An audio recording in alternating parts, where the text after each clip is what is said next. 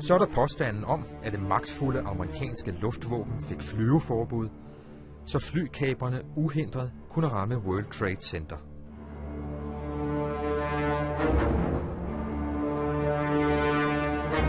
Theory assumes that there are fighter planes on alert around the country in NORAD bases.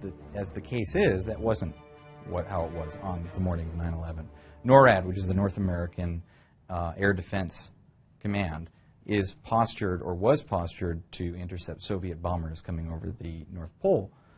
On the morning of 9/11, this is a decade after the Soviet Union had fallen, NORAD was struggling for existence. They had, their job had kind of disappeared because there were no bombers coming, and they were only postured to intercept things outside of the U.S. There were no bases in the middle of the U.S. They were wrapped around. There were only 14 planes on alert every day.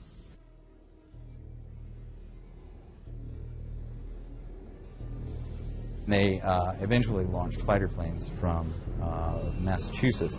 They were vectored into a holding pattern because they had to keep these fighter planes outside of the regular commercial traffic that's going over the U.S. I mean, there's so many airplanes out there. They had to vector these out over the ocean. And they sat around there for a while waiting to figure out where to go. Først kunne man nemlig ikke finde flykaperne, for de havde slået transponderne, det vil sige radiosignalet til kontroltårnet fra. When the hijackers took over the planes, one of the first things they did was turn off the transponders, which made it much harder to find the airplanes. Meanwhile, air traffic control is looking for these missing planes.